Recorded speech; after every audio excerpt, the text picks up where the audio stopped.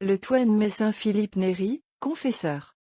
La joie est, ainsi que nous l'avons dit, le caractère principal du temps pascal, joie surnaturelle, motivée à la fois par le triomphe si éclatant de notre Emmanuel et par le sentiment de notre heureuse délivrance des liens de la mort. Or, ce sentiment de l'allégresse intérieure a régné d'une manière caractéristique dans le grand serviteur de Dieu que nous honorons aujourd'hui. Et c'est bien d'un tel homme, dont le cœur fut toujours dans la jubilation et dans l'enthousiasme des choses divines, que l'on peut dire, avec la Sainte Écriture, que le cœur du juste est comme un festin continuel. Un de ses derniers disciples, l'illustre Père Faber, fidèle aux doctrines de son maître, enseigne, dans son beau livre du progrès spirituel, que la bonne humeur est l'un des principaux moyens d'avancement dans la perfection chrétienne.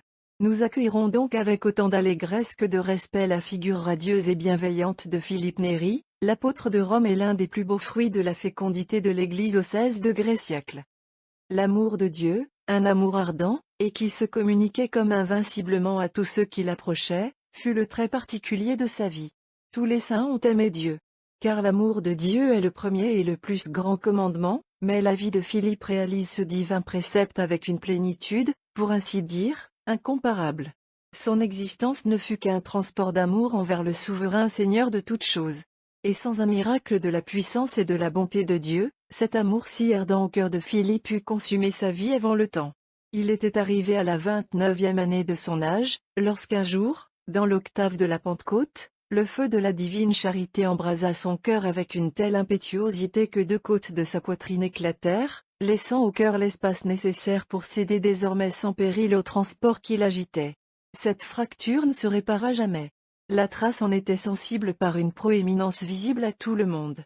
Et grâce à ce soulagement miraculeux, Philippe put vivre 50 années encore, en proie à toutes les ardeurs d'un amour qui tenait plus du ciel que de la terre. Ce séraphin dans un corps d'homme fut comme une réponse vivante aux insultes dont la prétendue réforme poursuivait l'Église catholique. Luther et Calvin avaient appelé cette sainte Église l'infidèle et la prostituée de Babylone. Et voici que cette même Église avait à montrer de tels enfants à ses amis et à ses ennemis, une Thérèse en Espagne, un Philippe Néri en Rome. Mais le protestantisme s'inquiétait beaucoup de l'affranchissement du joug, et peu de l'amour. Au nom de la liberté des croyances, il opprima les faibles partout où il domina, il s'implanta par la force là même où il était repoussé. Mais il ne revendiquait pas pour Dieu le droit qu'il a d'être aimé. Aussi vit-on disparaître des pays qu'il envahit ce dévouement qui produit le sacrifice à Dieu et au prochain. Un long intervalle de temps s'est écoulé depuis la prétendue réforme, avant que celle-ci ait songé qu'il existe encore des infidèles sur la surface du globe. Et si plus tard elle s'est fastueusement imposé l'œuvre des missions, on sait assez quels apôtres elle choisit pour organes de ces étranges sociétés bibliques.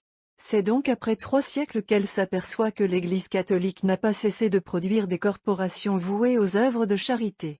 Émue d'une telle découverte, elle essaie en quelques lieux ses diaconesses et ses infirmières.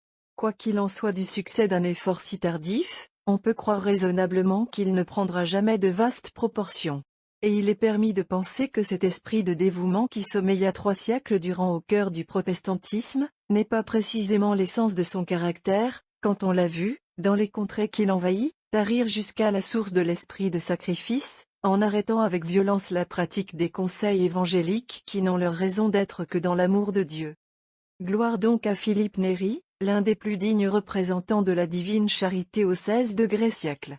Par son impulsion, Rome et bientôt la chrétienté reprirent une vie nouvelle dans la fréquentation des sacrements, dans les aspirations d'une piété plus fervente. Sa parole, sa vue même électrisait le peuple chrétien dans la cité sainte. Aujourd'hui encore la trace de ses pas n'est point effacée. Chaque année, le 26 mai, Rome célèbre avec transport la mémoire de son pacifique réformateur. Philippe partage avec les saints apôtres les honneurs de patron dans la ville de Saint-Pierre.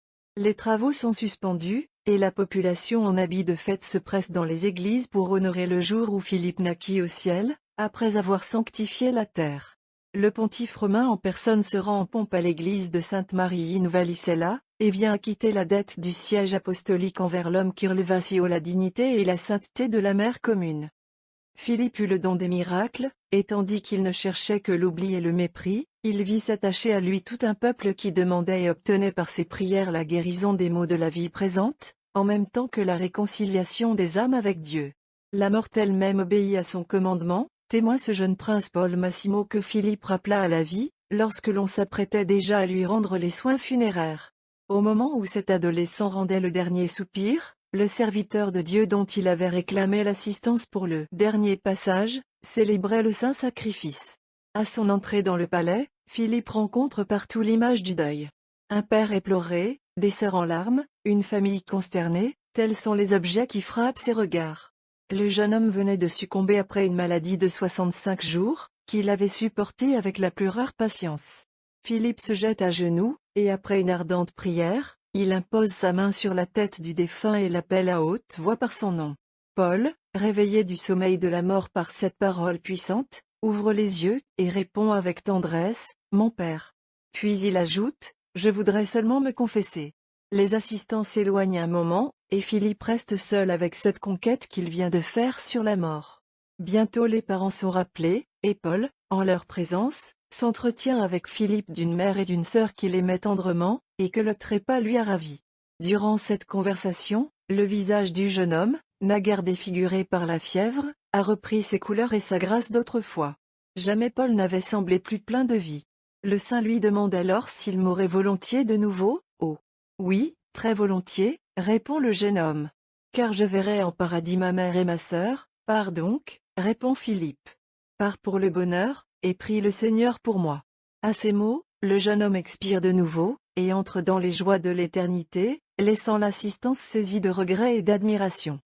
Tel était cet homme favorisé presque constamment des visites du Seigneur dans les ravissements et les extases, doué de l'esprit de prophétie, pénétrant d'un regard les consciences, répandant un parfum de vertu qui attirait les âmes par un charme irrésistible. La jeunesse romaine de toutes conditions se pressait autour de lui. Aux uns il faisait éviter les écueils. Aux autres il tendait la main dans le naufrage. Les pauvres, les malades, étaient à toute heure l'objet de sa sollicitude. Il se multipliait dans Rome, employant toutes les formes du zèle, et ayant laissé après lui une impulsion pour les bonnes œuvres qui ne s'est pas ralentie. Philippe avait senti que la conservation des mœurs chrétiennes dépendait principalement d'une heureuse dispensation de la parole de Dieu, et nul ne se montra plus empressé à procurer aux fidèles des apôtres capables de les attirer par une prédication solide et attrayante. Il fonda sous le nom d'oratoire une institution qui dure encore, et dont le but est de ranimer et de maintenir la piété dans les populations. Cette institution, qu'il ne faut pas confondre avec l'Oratoire de France, a pour but d'utiliser le zèle et les talents des prêtres que la vocation divine n'appelle pas à la vie du cloître, et qui, en associant leurs efforts, arrivent cependant à produire d'abondants fruits de sanctification.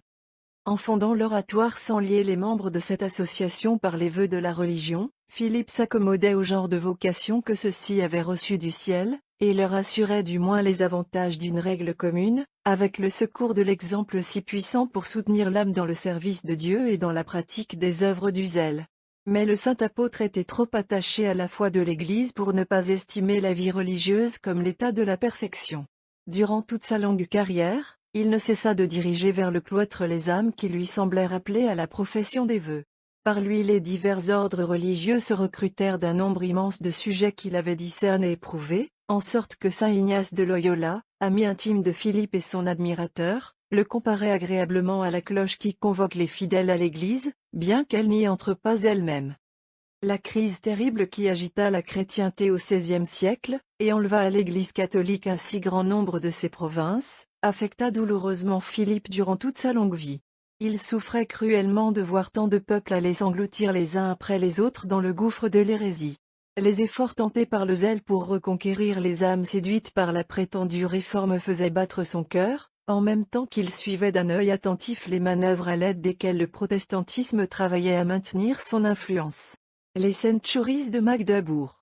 Vaste compilation historique destinée à donner le change aux lecteurs, en leur persuadant, à l'aide de passages falsifiés, de faits dénaturés et souvent même inventés, que l'Église romaine avait abandonné l'antique croyance et substitué la superstition aux pratiques primitives. Cet ouvrage sembla à Philippe d'une si dangereuse portée, qu'un travail supérieur en érudition, puisé aux véritables sources, pouvait seul assurer le triomphe de l'Église catholique. Il avait deviné le génie de César Baronius, l'un de ses compagnons à l'Oratoire. Prenant en main la cause de la foi, il commanda à ce savant homme d'entrer tout aussitôt dans la lice, et de poursuivre l'ennemi de la vraie foi en s'établissant sur le terrain de l'histoire. Les annales ecclésiastiques furent le fruit de cette grande pensée de Philippe. Et Baronius lui-même en rend le plus touchant témoignage en tête de son 8e livre. 3 siècles se sont écoulés sur ce grand œuvre. Avec les moyens de la science dont nous disposons aujourd'hui, il est aise d'en signaler les imperfections. Mais jamais l'histoire de l'Église n'a été racontée avec une dignité, une éloquence et une impartialité supérieures à celles qui règnent dans ce noble et savant récit dont le parcours est de 12 siècles. L'hérésie sentit le coup.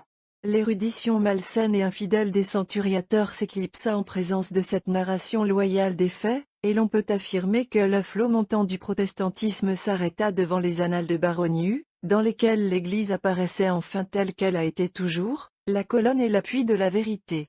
La sainteté de Philippe et le génie de Baronius avaient décidé la victoire. De nombreux retours à la foi romaine vinrent consoler les catholiques si tristement décimés. Et si de nos jours d'innombrables abjurations annoncent la ruine prochaine du protestantisme, il est juste de l'attribuer en grande partie au succès de la méthode historique inaugurée dans les annales. Mais il est temps de lire le récit liturgique des vertus et des saintes œuvres de l'apôtre de Rome au 16 siècle. Philippe Néri naquit à Florence de parents honnêtes et pieux, et dès son enfance il donna des marques visibles de sa future sainteté. Arrivé à l'adolescence, il abandonna une riche succession qui lui venait d'un oncle paternel, et se rendit à Rome où il étudia la philosophie et la théologie, et se consacra entièrement à Jésus-Christ. Son abstinence était telle, que souvent il passait jusqu'à 3 jours sans nourriture. Adonné à la veille et à la prière, il visitait fréquemment les 7 églises de Rome, et il avait coutume de passer la nuit au cimetière de Caliste dans la contemplation des choses célestes. Ayant reçu par obéissance le sacerdoce, il s'appliqua tout entier au service des âmes, et continua jusqu'au dernier jour de sa vie d'entendre les confessions. Il donna à Jésus-Christ un nombre d'enfants presque innombrable. Et afin de les soutenir par la nourriture quotidienne de la parole de Dieu, la fréquentation des sacrements, l'assiduité à l'oraison, et par d'autres exercices de piété, il institua la congrégation de l'oratoire. L'amour de Dieu dont il portait la blessure le jetait dans une continuelle langueur, et l'ardeur qui l'embrasait était si grande, que son cœur se trouvant trop resserré dans les bornes naturelles, le Seigneur lui élargit miraculeusement la poitrine par la rupture et l'élévation de 2 côtes.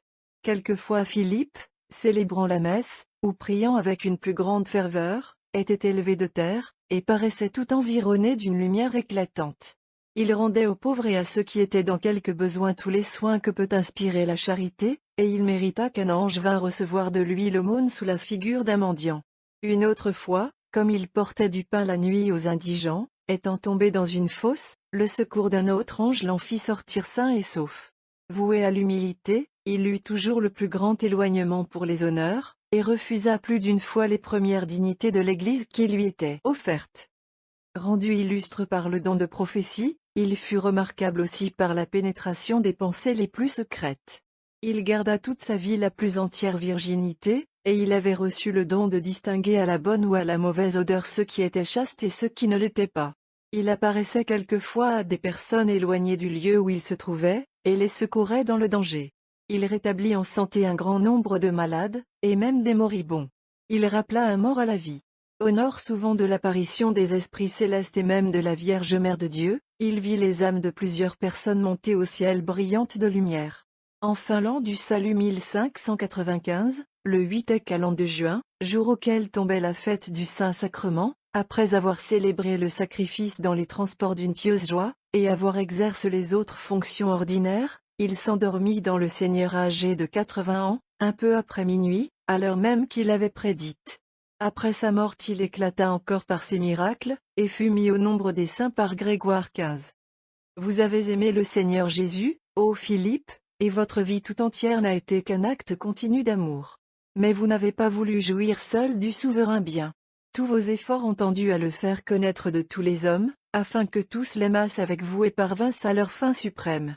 Durant 40 années, vous fûtes l'apôtre infatigable de la ville sainte, et nul ne pouvait se soustraire à l'action du feu divin qui brûlait en vous.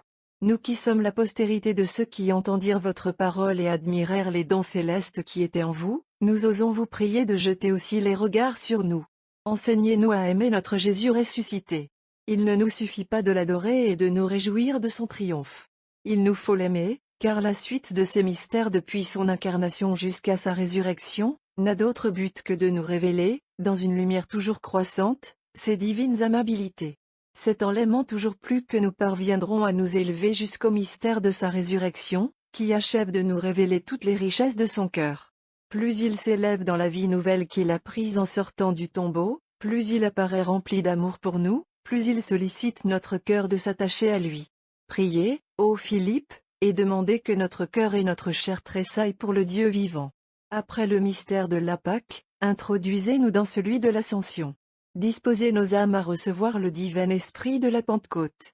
Et lorsque l'auguste mystère de l'Eucharistie brillera à nos regards de tous ces feux dans la solennité qui approche, vous, ô Philippe, qui l'ayant fêté une dernière fois ici-bas, êtes monté à la fin de la journée au séjour éternel où Jésus se montre sans voile, préparez nos âmes à recevoir et à goûter ce pain vivant qui donne la vie au monde. La sainteté qui éclata en vous, ô Philippe, eut pour caractère l'élan de votre âme vers Dieu, et tous ceux qui vous approchaient participaient bientôt à cette disposition, qui seule peut répondre à l'appel du divin Rédempteur. Vous saviez vous emparer des âmes, et les conduire à la perfection par la voie de la confiance et la générosité du cœur. Dans ce grand œuvre votre méthode fut de n'en pas avoir, imitant les apôtres et les anciens pères, et vous confiant dans la vertu propre de la parole de Dieu. Par vous la fréquentation fervente des sacrements reparut comme le plus sûr indice de la vie chrétienne. Priez pour le peuple fidèle, et venez au secours de tant d'âmes qui s'agitent et s'épuisent dans des voies que la main de l'homme a tracées, et qui trop souvent retardent ou empêchent l'union intime du Créateur et de la créature. Vous avez aimé ardemment l'Église, ô Philippe. Et cet amour de l'Église est le signe indispensable de la sainteté. Votre contemplation si élevée ne vous distrayait pas du sort douloureux de cette sainte épouse du Christ, si éprouvée dans le siècle qui vous vit naître et mourir. Les efforts de l'hérésie triomphante en tant de pays stimulaient le zèle dans votre cœur, obtenez-nous de l'Esprit Saint cette vive sympathie pour la vérité catholique qui nous rendra sensibles à ses défaites et à ses victoires. Il ne nous suffit pas de sauver nos âmes.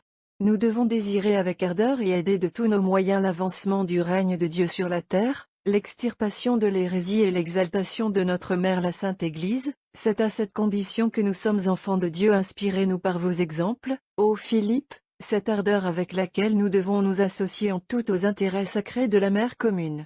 Priez aussi pour cette Église militante qui vous a compté dans ses rangs comme un de ses meilleurs soldats. Servez vaillamment la cause de cet Rome qui se fait honneur de vous être redevable de tant de services. Vous l'avez sanctifiée durant votre vie mortelle. Sanctifiez-la encore et défendez-la du haut du ciel. Le même jour. Saint Éleuthère, pape et martyr. La journée est encore embellie par la mémoire d'un de ses premiers pontifes qui, comme Urbain, ont été les fondements de la Sainte Église à l'âge des tempêtes. Éleuthère monta sur le siège apostolique au milieu de la tourmente excitée par la persécution de Marc Aurèle et de Commode. Il vit arriver à Rome la légation que lui envoyaient les martyrs de l'église de Lyon, et qui avait à sa tête le grand Irénée. Cette illustre église, couronnée à ce moment des palmes les plus glorieuses, venait les offrir à la nouvelle Rome qui elle reconnaissait la puissante principauté qu'a célébré le même saint Irénée, dans ses livres contre les hérésies. La paix ne tarda pas à être rendue à l'Église, et le reste du pontificat d'Éleuthère s'écoula dans le calme et la tranquillité. Au sein de cette paix, avec son nom qui exprime la liberté, ce pontife est une image de notre divin ressuscité, dont le psalmiste nous dit qu'il est libre entre les morts. L'Église honore saint Éleuthère comme martyr, avec les autres papes qui ont siégé avant la paix de Constantin, et qui presque tous ont versé leur sang dans les persécutions des 3 premiers siècles. Associé à toutes les souffrances de l'Église, gouvernant la chrétienté à travers 1000 périls, ne goûtant la paix que dans de rares et courts intervalles, cette suite de 33 pontifes a droit d'être considérée comme une série de martyrs. Une gloire particulière pour Éleuthère est d'avoir été l'apôtre de la grande île britannique qui est devenue plus tard l'Angleterre. Les Romains avaient colonisé dans cette île, qui n'était plus comme auparavant séparée du reste du monde. La divine providence choisit les années de paix du pontificat d'Éleuthère pour agrégera, Église les prémices de la race bretonne. Plus tard, l'île évangélisée ainsi dès le second siècle par les soins de notre saint pape deviendra l'île des saints, et dans 2 jours ses gloires chrétiennes resplendiront une seconde fois sur le cycle. Éleuthère, né à Nicopolis en Grèce, fut d'abord diacre du pape à Nicée, et gourra ensuite l'Église sous l'empire de Commode. Au commencement de son pontificat, il reçut des lettres de Lucius, roi des Bretons, qui le suppliait de l'admettre ainsi que ses sujets au nombre des chrétiens. Éloter envoya donc dans la Grande-Bretagne Fugatius et Damien, personnages doctes et pieux, pour enseigner la foi à ce prince et à sa nation. Ce fut aussi sous son pontificat que saint Irénée, disciple de saint Polycarpe, vint à Rome, où il fut accueilli avec une grande cordialité. L'Église jouit d'une grande paix et d'un profond repos sous Éloter, et la foi taisait de grands progrès dans le monde entier, principalement à Rome. Il exerça le pontificat 15 ans et 23 jours, et fit 3 ordinations au mois de décembre, dans lesquelles il créa 12 prêtres, 8 diacres et 15 évêques pour divers lieux. Il fut enseveli au Vatican près du corps de Saint-Pierre. Votre nom, ô Éloter, est le nom du chrétien ressuscité avec Jésus-Christ. La Pâque nous a tous délivrés, tous affranchis, rendus tous libres. Priez donc, afin que nous conservions toujours cette glorieuse liberté des enfants de Dieu, que recommande l'apôtre.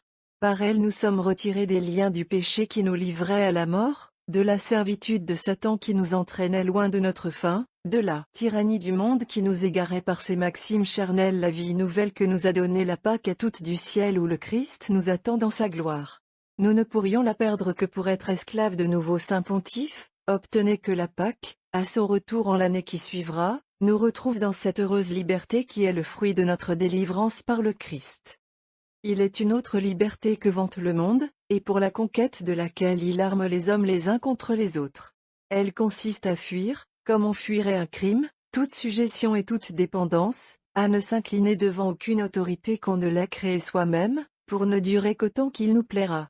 Délivrez-nous, Saint Pontife, de tout attrait pour cette prétendue liberté si contraire à la soumission chrétienne, et qui n'est que le triomphe de l'orgueil humain. Dans sa frénésie, elle verse des torrents de sang. Enivrée de ce qu'elle appelle fastueusement les droits de l'homme, elle substitue l'égoïsme au devoir. Pour elle la vérité n'est plus, car elle va jusqu'à reconnaître des droits à l'erreur. Pour elle le bien n'est plus, car elle a abdiqué tout droit d'enchaîner le mal, tant elle est devenue esclave du principe sauvage de l'indépendance.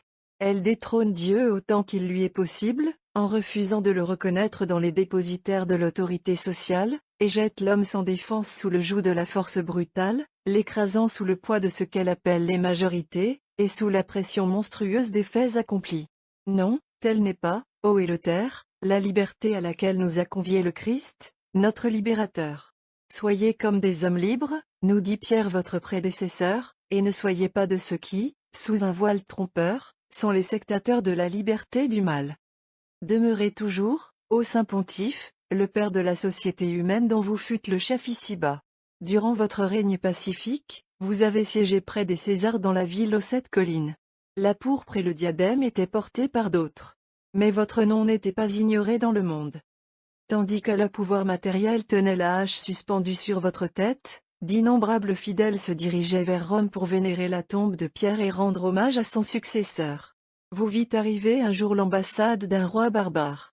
Cette légation ne se dirigeait pas vers le palais des Césars. Elle s'arrêtait à la porte de votre humble demeure. Un peuple était appelé par la grâce divine à recevoir la bonne nouvelle, à entrer dans la famille chrétienne. Les destinées de ce peuple que vous avez évangélisé le premier devaient être grandes dans l'Église. L'île des Bretons est fille de l'Église romaine. Et c'est en vain qu'elle voudrait effacer cette noble origine. Prenez ces mots en pitié, ô vous qui fûtes son premier apôtre. Aidez les efforts qui sont faits de toutes parts pour la rendre à l'unité. Souvenez-vous de la foi de Lucius et de son peuple, et montrez votre paternelle sollicitude en faveur d'un pays que vous avez enfanté à la